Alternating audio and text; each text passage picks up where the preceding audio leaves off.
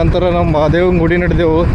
Totally ಚುಡುಪಲ್ಲಿನ ಒಂದು market ಒಳಗೆ ಬರೋದೊಂದು ಗುಡಿ ಅದ. ಇದು ಸರಿಯಾಗದ ಗುಡಿ, ನಾನು ಕೇಳಿದ್ದೆ ಬಟ್ ನಾ ಅಷ್ಟು ಹೋಗಿಲ್ಲ ಆ ಕಡೆ. ಬಟ್ ಹೋಗ್ಲತ್ತೀನಿ ಮತ್ತು ಅದೊಂದು ಎಕ್ಸ್ಪ್ಲೋರ್ ಮಾಡೋಣ. ಆದಷ್ಟು ಸರಿಯಾಗಿ ಒಂದು ಒಳ್ಳೆ ಕಂಟೆಂಟ್ ಕೊಡ್ಲಿಕ್ಕೆ ಟ್ರೈ ಮಾಡ್ಲತ್ತೀನಿ. ಸೊ ಫಾಲೋ ಮಾಡಿರಿ ಹಾಗೆ ಇನ್ಸ್ಟಾಗ್ರಾಮಲ್ಲಿ, ಹಾಗೆ ಯೂಟ್ಯೂಬ್ ಮೇಲೆ ಸಬ್ಸ್ಕ್ರೈಬ್ ಮಾಡಿರಿ, ಫೇಸ್ಬುಕ್ ಮೇಲೂ ಫಾಲೋ ಮಾಡಿರಿ. ಹಾಗೆ ಇದೇ ರೋಡ್ ಅನ್ನಿಸ್ತದ, ಗುಡಿ ರೋಡು. ಓಕೆ, ಬಂದೆವು ಆಕ್ರಿ ಕಡೆ. ಇಲ್ಲೆಲ್ಲ ಸರಿಯಾಗಿ ಏನಂತಾರೆ ಶಿವರಾತ್ರಿ ಟೈಮ್ದಾಗ, ದಸರಾ ಟೈಮ್ದಾಗ ಮಸ್ತ್ ಇರ್ತದೆ ಇಲ್ಲಿ ನೋಡ್ಲಿಕ್ಕೆ. ಎಲ್ಲ ಸ್ವಾಮೀಜಿ ಗಿಮೀಜಿ ಯಾರನೋ ಇಲ್ಲ ಗೊತ್ತಿಲ್ಲ. ನೋಡ್ರಿ ಇದು ಹೆಂಗದ ನೋಡ್ರಿ, ಎಲ್ಲ ಓಲ್ಡ್ ಅದ. ಇದು ಫುಲ್ ಓಲ್ಡ್ ಕಟ್ಸಿದ. ಇವ ರೀಸೆಂಟಾಗಿ ಸ್ವಲ್ಪ ಮಾಡಿಫೈ ಮಾಡಿಸಿದ್ದ. ನೋಡ್ರಿ ಹೆಂಗದ. ನಾನು ಒಂದು ಸೆಕೆಂಡ್ ಟೈಮ್ ವಿಸಿಟ್ ಮಾಡ್ತಿಲ್ಲ. ಒಂದು ಗುಂಡ ಬರ್ತದ, ಗುಂಡ ಅದ ಇಲ್ಲಿದ್ದ. ಅದು ಏನಂತಾರೆ ನೋಡಿ, ಕಲ್ಲಿಂದ ಎಲ್ಲ ಕಲ್ಲಿಂದ ಕಟ್ಟಿದ್ದ. ಎಲ್ಲ ಸಿಸ್ಟಮೆಟಿಕ್ ಮಾಡ್ಯಾರ. ಮೊದಲು ಏನೂ ಇದ್ದಿಲ್ಲ. ಸೊ ನೋಡ್ರಿ. ಓಕೆ, ನಮಸ್ಕಾರ. ಇವತ್ತು ನಾವು ಮಹಾದೇವ್ ಮಂದಿರ ಬಂದೇವು, ಚುಡುಗುಪ್ಪದು. ಸೊ ಇಲ್ಲಿ ಆಲ್ಮೋಸ್ಟ್ ಹಳಿ ಕಾಲದ ಟೆಂಪಲ್ ಅದ. ಇದು ಹೇಳ್ಬೇಕಂದ್ರೆ ಭಾಳ ಪ್ರಾಚೀನ ಟೆಂಪಲ್ಲು. ಈ ಟೆಂಪಲ್ ಫಸ್ಟ್ ಆಫ್ ಆಲ್ ಹೆಂಗೆ ಉದ್ಭವ ಆಯಿತು ಮತ್ತು ಹೆಂಗೆ ಏನಂತಾರೆ ಭಕ್ತಾದಿಗಳು ಎಷ್ಟು ಜನ, ಲೈಕ್ ಟೋಟಲಿ ನಾರ್ಮಲಿ ಹೆಂಗಿರ್ತೈತಿ ಈ ಟೆಂಪಲ್ ಬಗ್ಗೆ ಟೋಟಲ್ ಆಲ್ಮೋಸ್ಟ್ ಎಕ್ಸ್ಪ್ಲೈನ್ ಮಾಡ್ತೀನಿ. ಆಲ್ಮೋಸ್ಟ್ ಇನ್ಫಾರ್ಮೇಷನ್ ಕೊಡಕ್ಕೆ ಬಂದಿನ ಇಲ್ಲಿ. ಸೊ ಇಲ್ಲಿಂದ ಇದು ಚುಡುಗುಪ್ಪ ಆಲ್ಮೋಸ್ಟ್ ನಿಯರ್ ಬರ್ತದೆ, ಚುಡುಗುಪ್ಪ ಒಳಗೆ ಬರ್ತದೆ ಈ ಟೆಂಪಲ್ಲು. ಸೊ ಅದಕ್ಕಾಗಿ ಇಲ್ಲಿ ನಮ್ಮ ಜೊತೆ ನಮ್ಮ ಸರ್ ಇದ್ದಾರೆ, ಏನು ಹೇಳ್ತಾರೆ ನೋಡೋಣ. ಸರ್ ನಮಸ್ಕಾರ. ಸರ್ ನಮಸ್ಕಾರ. ನಿಮ್ಮ ಹೆಸರು? ಸರ್ ರಾಂಪುರಿ ಅಂತ. ರಾಂಪುರಿ ಅಂತ. ಓಕೆ. ಇದು ಮಹಾದೇವನ ದೇವಸ್ಥಾನ ಅಂತ. ಮಹಾದೇವ ಎಲ್ಲಿರ್ತಾನ ಅಂತ ನಾವೇನಾದ್ರೂ ಸ್ವಲ್ಪ ಯೋಚನೆ ಮಾಡಿದ್ರೆ ಅವನು ಸ್ಮಶಾನವಾಸಿ. ಮೈಯೆಲ್ಲ ಭಸ್ಮ ಬೆಳೆದು ಅದ್ರ ಏನ್ ಅರ್ಥ ಕೊಡ್ತದ, ನಾವು ನಮ್ದು ಅಹಂ ಪಂಚತತ್ವಗಳಿಂದ ಆಗಿದ ಈ ಶರೀರವನ್ನ ಬಿಟ್ಟು ಅದ್ರ ನಂತರ ಯೋಚನೆ ಮಾಡಿದ್ವಿ ಅಂದ್ರೆ ಮಹಾದೇವ ನಮ್ಗೆ ಸಿಗ್ತಾನ, ಒಲಿತಾನ. ಆ ಒಂದು ಆಧ್ಯಾತ್ಮಿಕ ಕಲ್ಪನೆಯಿಂದ ಇಲ್ಲಿ ಮೊದಲೆಲ್ಲ 365 ಗೋಸಾವಿ ಮಠಗಳು ಇದ್ದು ಅಂತ ಹೇಳ್ತಾರೆ ಚುಡುಗುಪ್ಪದಲ್ಲಿ. ಅವೆಲ್ಲ ಸಾಧು ಸಂತರು, ಅವರೆಲ್ಲ ಯಾವ್ದು ವ್ಯಾಮೋಹ ಇರ್ಲಾರ್ದಂತವ್ರು. ಅವರು ತಮ್ಮ ಸ್ಮಶಾನ ಸಲುವಾಗಿ ಈ ಸ್ಥಳವನ್ನ ನಿಗದಿ ಮಾಡಿ ನದಿ ಪಕ್ಕದಲ್ಲೇ ಮಹಾದೇವನ ಸನ್ನಿಧಿಯಲ್ಲಿ ನಾವ್ ಇರ್ಬೇಕು ಅಂತ ಅನ್ಕೊಂಡು ಮೊದಲು ಮಹಾದೇವನ ಸ್ಥಾಪನೆ ಮಾಡಿ ನಂತರ ಇವೆಲ್ಲ ಸುತ್ತಮುತ್ತ ಗೋರಿಗಳನ್ನ ಕಟ್ಕೊಂಡಿದ್ದಾರೆ. ಇದು ಅವರು ಏನು ಬಹಳಷ್ಟು ಸನ್ಯಾಸಿ 365 ಹೇಗಿದ್ರು ಅಂತಂದ್ರ ಪ್ರತಿಯೊಬ್ಬರು ಒಂದು ಮಠದಲ್ಲಿ ಒಂದೇ ದಿವಸ ವರ್ಷನಲ್ಲಿ ಒಂದೇ ಸರ್ತಿ ಅಡಿಗೆ ಮಾಡ್ತಿದ್ರಂತ. ಎಲ್ಲಾ ಜನರು ಬಂದು ಅಲ್ಲೇ ಊಟ ಮಾಡ್ಬೇಕು. ಮತ್ತೊಂದ್ ದಿವ್ಸಕ್ಕೆ ಮತ್ತೊಂದ್ ಮಠದಲ್ಲಿ ಈ ರೀತಿ ವರ್ಷಕ್ಕೆ ಒಂದೇ ಸರ್ತಿ ನಡೀತಿತ್ತು.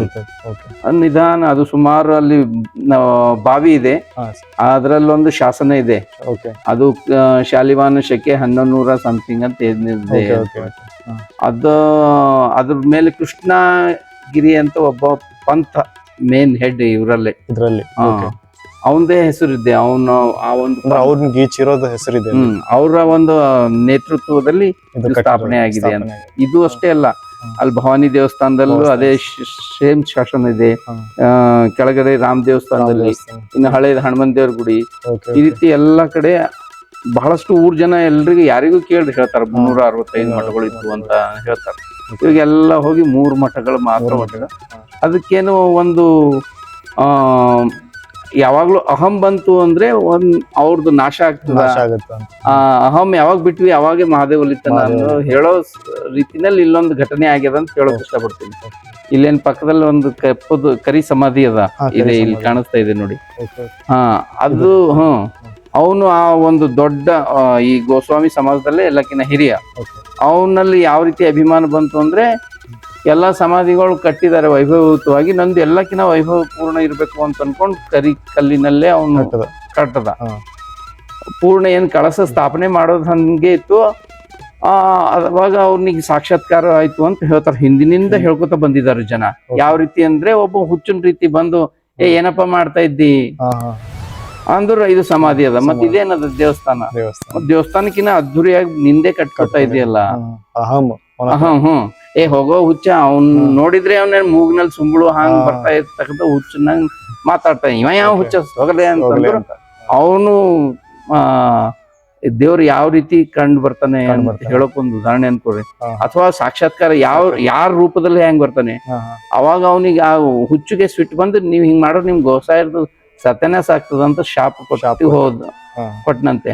ಹಾ. ಯಾಕೋ ಹಿಂಗ್ ಬೈತಾ ಇದ್ದಾನಂತ ತಿರ್ಗ್ ನೋಡಿದ್ರೆ ಅಲ್ಲಿ ಯಾರು ಇರ್ಲಿಲ್ಲ. ಅದು ಅವಾಗ ಅವ್ರು ಅಹಂ ಇದ್ರು, ಅವ್ರು ಜ್ಞಾನಿನೂ ಇದ್ರು. ಜ್ಞಾನಿ. ಜ್ಞಾನದಿಂದ ಅಹಂಕಾರ ಬರ್ತದೆ. ಓಕೆ ಅದಕ್ಕೆ ಅಂತಾರ ವಿದ್ಯಾ ವಿನಯಂ ಶೋಭತೆ ಅಂತ. ಶೋಭತೆ. ವಿದ್ಯೆ ಎಷ್ಟೇ ಹೆಚ್ಚಿಗಾಗ್ಲಿ ಆದ್ರೆ ವಿನಯವಾಗಿರ್ಬೇಕು. ವಿನಯವಾಗಿರ್ಬೇಕು. ಆ ಧನ ದೌಲತ್ ಎಷ್ಟೇ ಬರ್ಲಿ ಅವನ್ ಸೇವಕರು ನಾವು. ಕರೆಕ್ಟ್. ಆ ಒಂದು ಭಾವ ಯಾವಾಗ ಅಹಂ ಬಂತು ಅವನ್ಕಿನ್ನ ಹೆಚ್ಚಿಗೆ ಅಂದ್ರೆ ನಾಶ ಆಗ್ತದೆ. ಅದು ಅವನಿಗೆ ಅವಾಗೆ ಮತ್ತೆ ಜ್ಞಾನೋದಯ ಆಗಿ ಅವ ಹೌದು ನಾನ್ ಮಾಡಿದ್ದು ತಪ್ಪರ್ದು ಅದೇ ಇದು ಯಾವ್ದು ಗೋಸಾಯಿ ಸಮಾಜ ಹೆಂಗೂ ಇದು ನಾನ್ ಮಾಡಿದ ತಪ್ಪು ಇಡೀ ಸಮಾಜಕ್ಕೆ ಇದು ಆಗ್ತದ.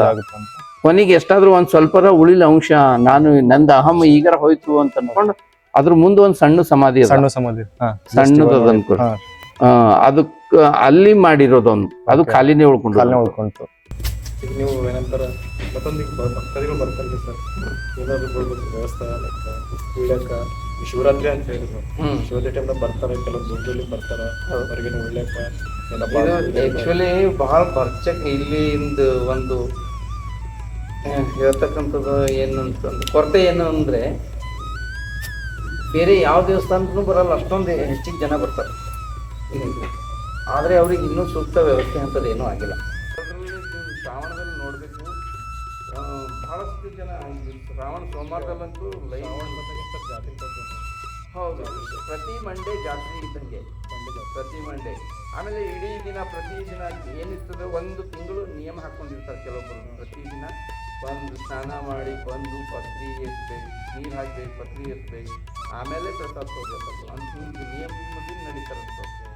ನಮ್ಮ ಒಂದು ತಿಂಗಳು ಬಾರಿ ಕಟ್ಟರಾಗಿ ನಡೀತಾರೆ. ಭಾಳ ಜನ ಊರು ಜನ ಎಲ್ಲ ಭಾಳ.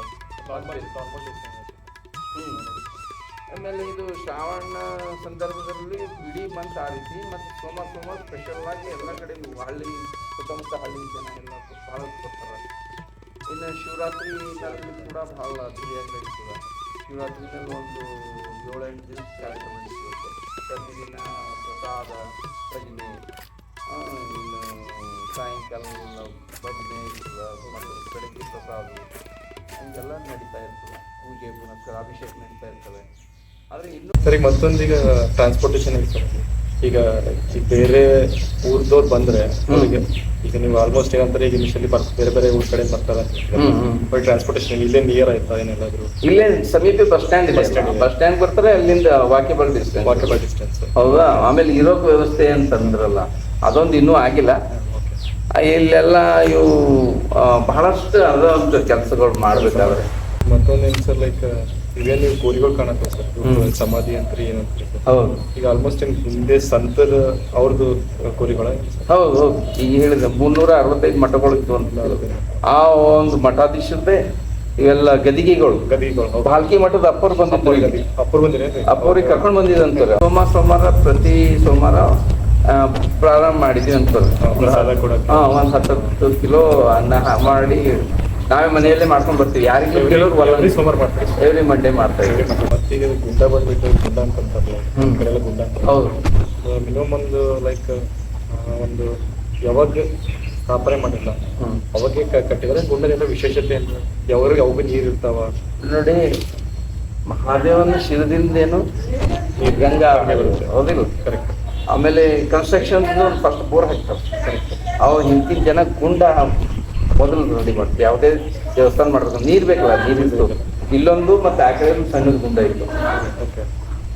ಗುಂಡ ಸ್ಥಾಪನೆ ಮೊದಲು ಗುಂಡ ತೊಡಿಸಿ ಅದು ರೆಡಿ ಆಗಿದ್ಮೇಲೆ ದೇವಸ್ಥಾನ ಸ್ಟಾರ್ಟ್ ಮಾಡಿ. ಆಮೇಲೆಲ್ಲ ಸಮಾಧಿಗಳು ಇವೆಲ್ಲ ಗಚ್ಚಿಂದವ ಅನ್ಕೋರಿ. ಅವಾಗೆಲ್ಲ ಹಿಂದೆ ರೀತಿ ಸುಣ್ಣ ಅದೆಲ್ಲ ಮಿಕ್ಸಿ ದನಗಳಿಗೆ ಎಲ್ಲ ಅದು ಕಲ್ಲಿಂದು ಇದ್ರನಿಂದ ರುಬ್ಸಿ ಅದು ಅವು ಹೇಗಿದ ನೋಡ್ರಿ. ಅವು ಎಷ್ಟು ತೆಳ್ಳಗ ಒಂದ್ ಮಳಿ ಹೋಗಂಗಿಲ್ಲ ಅದ್ರ ಸಂದಿನಲ್ಲಿ, ಕಲ್ಲುಗಳ ಸಂದಿನಲ್ಲಿ ಮಳಿ ಹೋಗಂಗಿಲ್ಲ. ಆ ಕಲ್ಲುಗಳು ನಮ್ಗೆ ಎತ್ತಕ್ಕಾಗಲ್ಲ, ಅವ್ರು ಮ್ಯಾಲ ಹೆಂಗೆ ಇತ್ತು ಅಂತ ಗೊತ್ತಿರ ಬಂದಿ. ಸೊ ಅದು ಆಗಿದೆ ಅಂತ. ಈಗ ಇಲ್ಲಿ ನಮ್ಮ ಮಹಾದೇವನ್ ಬರ್ಬೇಕು ಅಂತ ಏನೋ ನಿಮ್ಗೆ ಒಂದು ಕಾಣಿಸಿದೆ ನಾವು ಲೈಕ್ ಇಲ್ಲಿವರೆಗೂ ಏನೊಂದು. ನಾನು ನೋಡಿದ ಪ್ರಕಾರ ನೋಡಿ, ಮ್ಯಾರೇಜ್ ಆಗಲ್ಲ ಕುಮಾರಿ ಹೆಣ್ಮಕ್ಳು ಇರ್ತಾರಲ್ಲ, ಹೌದು, ಅವ್ರ ಭಕ್ತಿನಿಂದ ಈವ್ನಿಂಗ್ ಪೂಜೆ ಮಾಡೋರು, ಅವ್ರಿಗೆ ಮಂಚ, ಅವ್ರಿಗೆ ವರ ಸಿಕ್ತು. ಬಹಳಷ್ಟು ನೋಡಿದ್ದೀನಿ ನಾನು. ಏನ ದಂಪತಿಗಳು ಸತಿಪತಿ ಒಂದಾಗಿ ಅವು ಒಂದೇ ಮನಸ್ಸಿನಿಂದ ಅವ್ನ ಪೂಜೆ ಮಾಡೋರು ಅಂದ್ರೆ ಬಹಳ ಬೇಗ ಹೊಲಿತಾವ.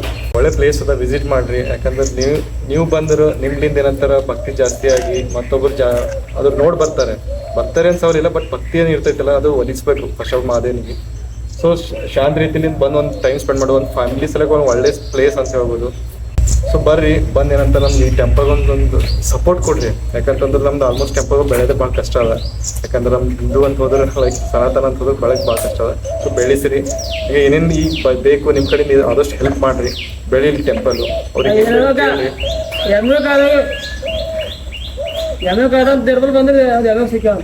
ನೋಡ್ರಿ ಈ ರೀಸೆಂಟ್ ಒಂದು ಇನ್ಸಿಡೆಂಟ್ ಆಯ್ತು. ಎಮ್ಮಿ ಕಳ್ದವ ಅಂತ ಈಗ ಎಮ್ಮಿ ಸಿಕ್ಕೇವಂತ ನೋಡ್ರಿ. ಇಂತೆಲ್ಲ ಪವಾಡ, ಇದೊಂದು ಮಿರಾಕಲ್ ಅಂತ ಹೇಳ್ಬೋದು. ಇದು ಕರೆಕ್ಟ್